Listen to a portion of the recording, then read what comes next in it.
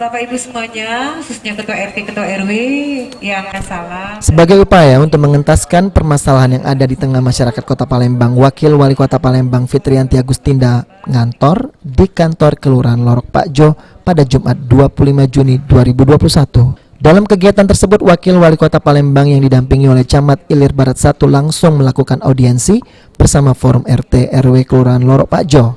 Wakil Wali Kota Palembang Fitriyanti Agustinda mengatakan setelah melakukan audiensi bersama dengan Forum RT RW, dirinya menerima sejumlah laporan terkait permasalahan di tengah masyarakat, seperti keberadaan halte yang dinilai kurang tepat, hingga permasalahan sampah di aliran sungai.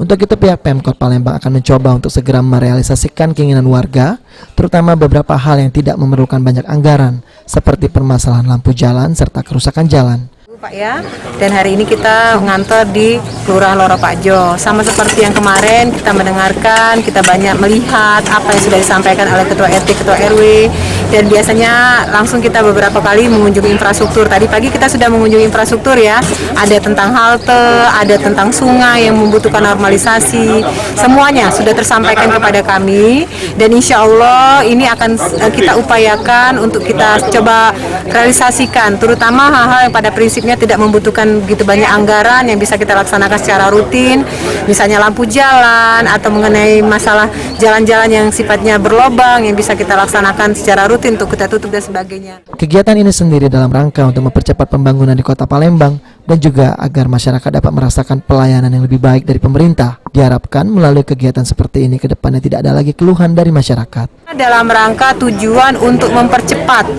pembangunan di Kota Palembang dan juga untuk supaya masyarakat bisa merasakan pelayanan yang diberikan oleh pemerintah. Jadi saya berharap tidak ada lagi masyarakat yang mengeluhkan terkait masalah air bersih, tidak ada lagi masyarakat yang mengeluhkan terkait masalah lampu jalan, tidak ada lagi masyarakat yang mengeluhkan karena ada terjadi musibah kecelakaan gara-gara ada lubang dan sebagainya.